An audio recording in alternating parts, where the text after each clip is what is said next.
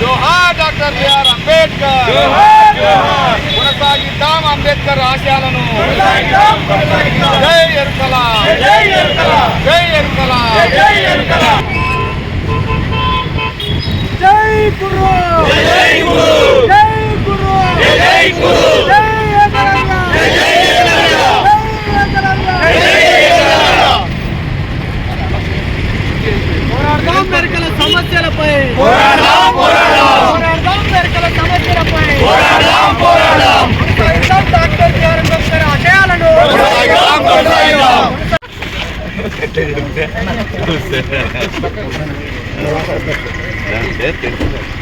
అరే ఇప్పుడు దాన్ని ఎంత పడాలి?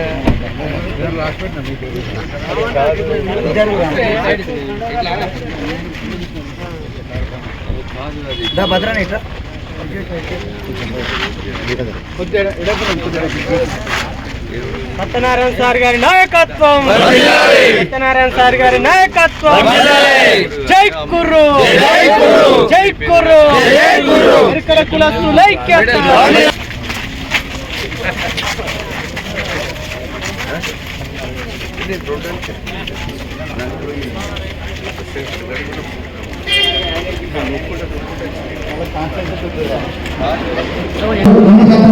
స్వాగతం సుస్వాగతం. అదేవిధంగా రాష్ట్ర అధ్యక్షులు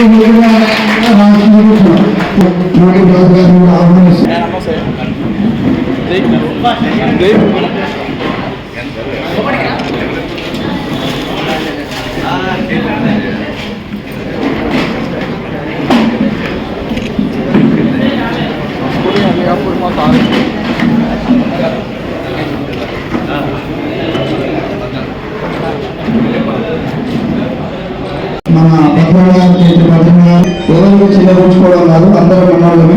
మన ప్రోగ్రాం మా ఒక ఎరుకల ప్రోగ్రాం ఒక అబ్బాయి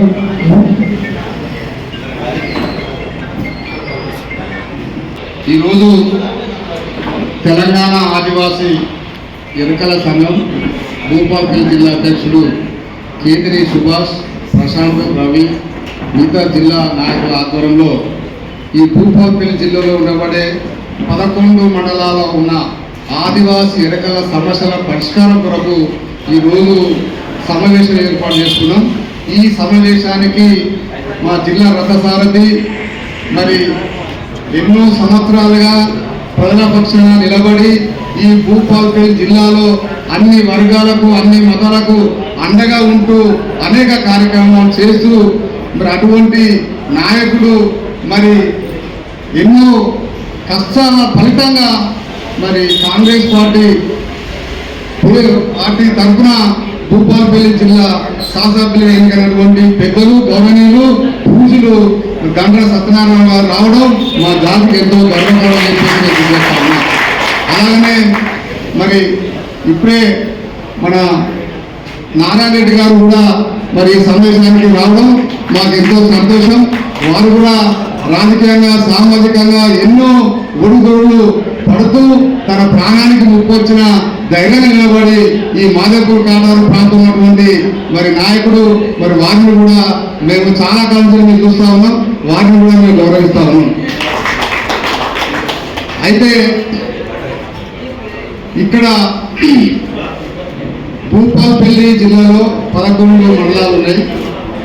ఒక్క నిమిషం, మండలాలు ఉన్నాయి. భూపాలపల్లి కాన్స్టిట్యూన్సీలో ఎస్టీలు అంటే లంబాడ, ఇక్కడ కోయ, నాయకపోడు, అలానే ఎరుకల, ఇవి ప్రధానంగా ఈ శాసన నియోజకవర్గంలో ఇవి ప్రధానంగా ఉన్నాయి. అయితే నేను ఎమ్మెల్యే గారికి నేను రిక్వెస్ట్ చేస్తా ఉన్నా, దయచేసి మీరు ఏంటంటే మీరు ప్రజలలో చూస్తున్నటువంటి మనసున్నటువంటి నాయకుడు కాబట్టి మీరు మా బాధ అంటే మా చాలు, పనులు కాకపోయినా పర్లేదు. మీరు ఒక మాట చెప్తే మాకు సార్ ఆ ధైర్యమే నేను కొంచెం చెప్పబోతున్నా సార్. దయచేసి ఇప్పుడున్నటువంటి ఈ 4-5 తెగలైతే ఏదో ఉన్నాయో రాష్ట్ర వ్యాప్తంగా తీసుకున్న 33 జిల్లాల్లో ఇలా ఆదిలాబాద్ నుంచి వెళ్ళి భద్రాచలం, ఖమ్మం ఏరియా వరకు మొత్తం కూడా ఏజెన్సీ ప్రాంతం ఉన్నటువంటి ఆదివాసులు, ఎమ్మెల్యేలు, మంత్రులు అది గత రాజ్యాంగం ఏర్పడకాంచెల్లి వాళ్ళే అవుతా ఉన్నారు. మైదాన ప్రాంతంలో అత్యధిక ఎరుకల జాతి ఉండి అన్ని వర్గాలకు సర్పంచులకు, వార్డు మెంబర్లకు, ఎమ్మెల్యేలకు, మంత్రులకు, రాష్ట్ర ప్రభుత్వ పాలకులకు ఓటేసినటువంటి బలమైన నా ఓటు బ్యాంకు మాది. అంటే మైదాన ప్రాంతంలో అత్యధిక ఉన్నటువంటి ఆదివాసీ రకాల జనాభా ఉన్నది. మీ ఓట్లు అన్నీ కూడా మన ఆంధ్రప్రదేశ్ ఎస్ఎస్సీ వాళ్ళకే మనం వేస్తున్నాం. ఎందుకంటే బీసీలు, ఓసీలు వాళ్ళే ఇక్కడ ఎమ్మెల్యేలు ఉంటారు కాబట్టి వాళ్ళకి మేము ఓటేస్తున్నాం. కాబట్టి ఓటేస్తున్నాం కాబట్టి మా అడిగే హక్కు మాకు ఉన్నది. ఏజెన్సీ పొందినటువంటి ఎమ్మెల్యేలు మా ట్రైబ్ ఉన్నప్పటికీ మా మాట ఇంకా లేదు. మేము అడిగితే వాళ్ళు మా కాన్స్టిట్యున్సీ కాదని చెప్పేసి ఆయన మాట్లాడుతున్నారు. మీరు పోయి అడగగానే మీరు ఏ కాన్స్టిట్యున్సీ, ఏ జిల్లా అంటున్నారు. ఇటువంటి పరిస్థితుల్లో కూడా రాజకీయాలు ఉన్నప్పుడు రాజ్యాంగపరంగా మాకు చాలా కష్టమవుతుంది. కాబట్టి దయచేసి ఈ ములుగు జిల్లాలో మీరే మా పెద్ద దిక్కు, మా తండ్రి లాంటి వారు మీరు. అయితే మేము ఇక్కడే కోరుతా ఉన్నాం, మా కులవృత్తి ఏంటంటే పందులు పెంచుకోవడము, సోది జరుపుకోవడము, లేదు కట్టెల గుట్లు అల్లుకోవడం మాత్రమే ప్రధాన వృత్తి. అయితే ఈ పందులు అనేది మాకు పూర్వం నుంచి వచ్చినటువంటి కాదు. మేము ఆదివాసులు, మేము అడగన్నటువంటి మా జాతి. మేము షికారు చేసేవాళ్ళం, అంటే షికారు చేసేటువంటి వాళ్ళ జాతి మాది. అంటే ఏకలాన్ని వారసులు. అటువంటి జాతులు ఉన్నటువంటి మేము అడవిలో పందులను, అడవి పందులను కొట్టడం కానీ, జంతువులను వేటాడడం కానీ అటువంటి పరిస్థితులలో మేము పుట్టి పెరిగినాం. ఆంగ్లేయులు ఈ దేశాన్ని పరిపాలించినప్పుడు అడవి సంపద కొల్లగొట్టే సందర్భంలో మా జాతిని మొత్తం సర్వనాశ చేసే సందర్భంలో భయానికి గురై మొత్తం మైదాన ప్రాంతానికి వచ్చినటువంటి మా జాతి. అప్పటి నుంచి వెళ్ళి పందులను కులవృత్తిగా అనుకొని, కట్టెల గుట్లు అనుకొని, చెప్పుకుంటూ ఊరు తిరుగుకుంటూ మేము జీవిస్తా ఉన్నాం. ఇది కాలక్రమేణా ప్రపంచకరణ, ప్రవీణకరణ పేరు మీద ఈ కులవృత్తులు దోషమైపోయినాయి. తర్వాత పందులు కూడా ఈ శాస్త్రీయ పద్ధతిలో పెంచుకోవడం కోసము పబ్లిక్ కూడా దాన్ని వద్దనడము, ప్రభుత్వం చట్టాలు తీసుకురావడం వల్ల పందుల మీద ఆధారపడే కుటుంబాలు కూడా సర్వనాశనం అయిపోయినాయి. మాకు ఎటువంటి ఇన్కమ్ లేదు. రెండోది, ఈ తట్టగుడ్లు కొనే వాళ్ళు లేవు, ప్లాస్టిక్ వ్యవస్థ వచ్చింది. ఈ చెప్పే వాళ్ళు ఏమైనా ఉన్నారా, ఆడపడుతున్నారా అంటే అది చెప్పినా వినేవాళ్ళు లేరు. అది పూర్వజుల శైలికి వెళ్ళిపోయింది. కాబట్టి మాకు ఉన్నటువంటి కులవృత్తులు మొత్తం సర్వనాశనం అయిపోయినాయి. మాకు ఏం లేదు. రెండోది, బద్దం అంటే కూడా భూములు తాగలేవు. ఇప్పుడు ఏజెన్సీలో ఉన్నటువంటి ట్రైబల్స్కి పోడు భూములు, తర్వాత బంజరు భూములు ఉన్నాయి. ఇప్పుడు మా లంబడ సోదరులకైతే మొత్తం బంజరు భూములు, వాళ్ళకు ఎకరాల కొద్ది భూములు ఉంటాయి. వాళ్ళు వాళ్ళ వృత్తి ఏంటంటే భూమి దున్నుకొని బతకడం, చెట్లు కొట్టుకొని బతకడం. కానీ మా జాతి ఏంటంటే అటువంటి ఆలోచన మా పూర్వీకులు లేదు. కాబట్టి ఏదో మీద శిఖర్ చేసుకుంటూ కట్టుకోవాల్సినటువంటి జాతి కాబట్టి మాకు ఆస్తి లేకుండా లేదు. కాబట్టి అటువంటి భూములు మాకు లేవు. కాబట్టి దయచేసి ప్రభుత్వము, కాంగ్రెస్ ప్రభుత్వం అంటేనే పేదల ప్రభుత్వం, ఇందిరమ్మ రాజ్యం అంటేనే పేదల రాజ్యం. ఇటువంటి ప్రభుత్వంలో మనం అందరం ఉన్నాము. మేము కూడా గత ప్రభుత్వంలో చాలా కష్టపడ్డాము. ఆ ప్రభుత్వంలో మాకు కొన్ని పనులు కాలేదు, మా పూర్తి న్యాయం జరగలేదు. ఖచ్చితంగా మేము జాతి మొత్తం 33 జిల్లాలు కూడా తిరిగినాము. గత ప్రభుత్వం మనకి అన్యాయం చేసింది, న్యాయం చేయలేదు. ఖచ్చితంగా కాంగ్రెస్ ప్రభుత్వం వస్తే, రేవంత్ రెడ్డి నాయకత్వం వస్తే ఖచ్చితంగా మన జాతికి మేలు జరుగుతుంది. మనకు ఉద్యోగాలు వస్తాయి, ఉపాధి వస్తాయి, సంక్షేమ పథకాలు ఉంటాయి, మనకు పెన్షన్లు వస్తాయి, పిల్లలకు ఉద్యోగాలు వస్తాయని చెప్పేసి మేము అందరూ కూడా నమ్మకం, ఆశ పెట్టుకొని ముక్కుముడిగా మేము ఓట్లు వేసి మేము గెలిపించుకున్నాం. అందరూ కూడా వేసి, అందులో మేము కూడా వేయడం జరిగింది. దయచేసి కాంగ్రెస్ ప్రభుత్వం అంటే మాకు అభిమానం. మా తాత ముత్తాలు కూడా కాంగ్రెస్ ప్రభుత్వం అంటేనే అభిమానం. కాంగ్రెస్ ప్రభుత్వంలో మా తాత ముత్తాలు పుట్టారు, వాళ్ళు చేకూరుతారని వాళ్ళ ప్రాణం. అటువంటి మా జాతి ఇప్పుడు కూడా నమ్ముకుంటే మళ్ళీ మేము మూసేటప్పుడు మా జాతి కాదు. కాబట్టి దయచేసి మాకు ఈ జిల్లాలో మాకు ఏమైనా ప్రభుత్వ స్థలాలు ఉంటే అది పందుల కుటుంబాలు ఎవరైతే ఉన్నారో వాళ్ళకు ఇస్తే, వాళ్ళు ఊరికి దూరాన శాస్త్రీయ పద్ధతిలో కోళ్ళ ఫారాలు, మన గొర్రెల ఫామ్లు కానీ, మన డైరీ ఫామ్లలో పెంచుకునే విధంగా వీళ్ళకు మంచిగా 10 గుంటలు వాళ్ళకి ఇచ్చేది ఉంటే ఖచ్చితంగా శాస్త్రీయ పద్ధతిలో ఇప్పుడు వాళ్ళు పెంచుకోవడానికి ఆస్కారం ఉంటే దయచేసి పందుల కుటుంబాల కోసం ప్రభుత్వాలు ఏమని చెప్పేసి నేను వేడుకుంటున్నాను సార్. ఎందుకంటే ఇప్పుడు పందుల వ్యాపారం అనేది అది ఓన్లీ ఇప్పుడు ఎరుకుల లెక్క లేదని. ఇప్పుడు చౌదరీసు, రెడ్డిసు పందుల ఫామ్స్ పెట్టుకొని ఏసీలలో పెంచి కూడా ఎక్స్పోర్ట్ చేస్తూ ఉన్నారు. ఇలా తెలంగాణ నుంచి వెళ్ళి ఈశాన్య రాష్ట్రాలకి, బెంగళూరుకి, తమిళనాడుకి, పోయబోతున్నటువంటి రాష్ట్రాలకి, పూణే, ఢిల్లీకి డైలీ ఒక 25 డీసీఎంల లారీలు పోతున్నాయి. అంటే ఒక డీసీఎం వాల్యూ దాదాపు 6 లక్షల రూపాయలు. అంటే 20 డీసీఎంలు అంటే దాదాపు 1.5 రూపాయలు రోజు టర్నోవర్ అవుతున్నటువంటి ఇన్కమ్ సోర్స్ని ఇలా ఉన్నటువంటి బడాబాబులు దాన్ని దృష్టిలో పెట్టుకొని ప్రపంచవ్యాప్తంగా ఈ మాంసానికి డిమాండ్ ఉంది. కాబట్టి ఖచ్చితంగా దీన్ని పందులు పెంచుకునే పద్ధతిని వ్యాపారంగా ఈరోజు అగ్రవర్ణాలు కావచ్చు, లేకపోతే పెట్టుబడిదారులు కావచ్చు, శాస్త్రీయ పద్ధతిలో పెంచుకొని ఈ యొక్క వృత్తిని కూడా వాళ్ళు తీసుకున్నటువంటి పరిస్థితి ఉన్నది. దయచేసి మీరు ఈ వృత్తిని కాపాడాలా, మా బతుకులు బాగుపడాలంటే ఖచ్చితంగా మీరు అన్న ప్రకారంగా మున్సిపాలిటీ యాక్ట్ ప్రకారంగా ఊరికి దూరాన శాస్త్రీయ పద్ధతిలో పందులు పెంచుకోవడానికి ప్రభుత్వ స్థలాలు ఇస్తే మా కుటుంబాలు బాగుందని చెప్పేసి మేము కోరుకుంటున్నాం. ఎందుకు అడుగుతున్నాం అంటే మాకు అక్కడ భూములు లేవు కాబట్టి అడుగుతున్నాం. ఒకవేళ ఇతర గిరిజనులు లంబాడ, కోయ, గోడు వాళ్ళకున్నటువంటి భూములు ఉండేది ఉంటే ఈ భూమిని అడగపోతున్నాం. కానీ మాకు భూములు లేవు కాబట్టి అడుగుతాను, దయచేసి దీన్ని అర్థం చెప్పి నేను కోరుతా ఉన్నా. రెండవది, మీరు 2017 నుంచి వెళ్ళి నేను ఇక్కడ రామంజపురం ఎరకలంచరం నేను జాతర జరిపించినప్పటి నుంచి మీరు పిలిచినప్పుడల్లా మీరు వచ్చేసారు. ఆ చల్లని తల్లి మీకు ఎప్పుడు కూడా మీకు ఎందుకంటే కోటి దేవతతో ఎరగజేపటువంటి ఎరకలంచారమ్మ అది ఆశమాస దేవత కాదు, తల్లి కాదు. ఆయన పుట్టినాకనే అమ్మవారు పుట్టిన తప్ప కానీ ఆమె పుట్టక ముందు ఏ దేవత లేదు. అమ్మే భారత రూపంలో నాచరమ్మగా వెలిసింది. అది మా కులం, మా కృతజ్ఞత. అటువంటి గుడిని ఓరుగాలు రాజులు, కాకతీయ రాజులు మరి గుర్తించి రామజపురం పట్టకొలం వద్ద గుడి కట్టిస్తే దాన్ని మొత్తం కూలగొట్టి సర్వనామం చేసిరు. దానికి మీరు ప్రతి సంవత్సరం మీరు వస్తున్నారు. అమ్మవారు దీవెళ్ళు మీకు ఎల్లగా ఉందని చెప్పి మేము కోరుకుంటున్నాం. ఈ అన్నటువంటి పరిస్థితి ఆ రోడ్డు కూడా విషయంలో కూడా నేను గౌరవ పెద్దలు శ్రీమతి సీతక్క గారి మంత్రి గారు కూడా నేను మీ పేరు ప్రస్తావించి నేను చెప్పడం జరిగింది. సార్ దయచేసి మీకు లెటర్ ఇస్తా, అక్కడ కూడా లెటర్ ఇస్తా. ఆ రోడ్డు కొంచెం పోతే అక్కడ రైతులు కానీ అక్కడ భక్తులు కానీ అందరూ పోవడానికి కూడా అది ఎంతో సౌకర్యం ఉందని చెప్పేసి మీరు చాలాసార్లు మాట్లాడారు.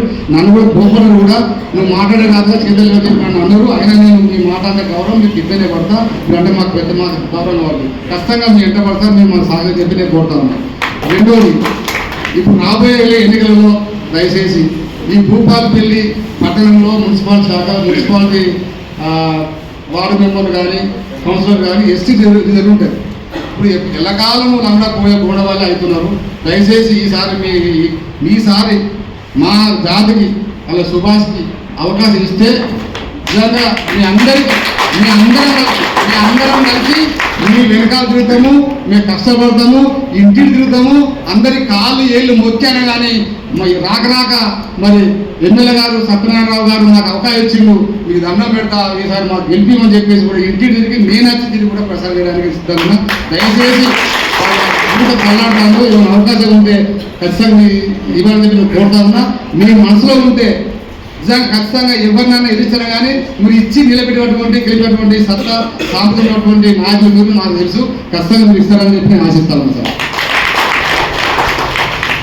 సార్ ఇంకొకటి చిన్న విషయం ఏంటంటే గత ప్రభుత్వంలో ఇదే ఎరకల 12 కుటుంబాల కోసము వెటర్నరీ డిపార్ట్మెంట్ హైదరాబాద్ వాళ్ళు సర్వే చేస్తే 50,000 కుటుంబాలు ఉన్నాయని చెప్పేసి గవర్నమెంట్ నిర్ధారణ చేసింది.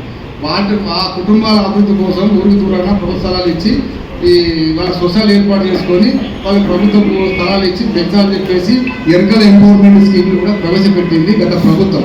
60 కోట్ల నిధులు కూడా ఇచ్చిన తర్వాత అది కనెక్షన్ నుంచి రాకముందే ఎలక్షన్ కూడా వచ్చింది. ఆ స్కీమ్ అట్లే ఉండిపోయింది. సార్ దయచేసి దాన్ని ఒకవేళ రాష్ట్ర ప్రభుత్వం మీరు అందరూ సహకరిస్తే ఆ ఎరకల ఎంపవర్మెంట్ స్కీమ్ ఒకవేళ దాని గెలెట్స్ మొత్తం కూడా ఎస్టీ కార్పొరేషన్లో ఉంటుంది. సార్ అది ఒకవేళ మా జాతికి అది చేస్తే నిజంగా మన కాంగ్రెస్ ప్రభుత్వము మీరందరూ కూడా నిజంగా పొద్దు లేచి మా జాతి మొత్తం ఒక దేవులాగా కాళ్ళు ఏళ్ళు మొక్కటువంటి వస్తుంది. ఎందుకంటే ఆ స్కీమ్లో ఊరికి దూరంగా స్పష్టంగా రాసిన ప్రభుత్వము గొర్రెల పెంపకం లాగా, అలాగనే చేపల పెంపకం లాగా, అలాగనే ఆవులు కానీ డైలు కానీ కోళ్ళ లాగా వీటి కూడా పెంచుకోవడానికి ఆ స్కీము మొత్తం ఫ్రేమ్ చేసింది. ఆ ఒక స్కీము మన రాష్ట్ర ప్రభుత్వము అమలు చేస్తే మాత్రము తెలంగాణ వ్యాప్తంగా అన్ని కుటుంబాలు వాళ్ళు బతారు. ఎందుకంటే వీళ్ళు ఉద్యోగాలు అడతలేరు, లేకపోతే ఇక వేరే అడుగుతారు, కానీ కులవృత్తిని అడుగుతున్నారు.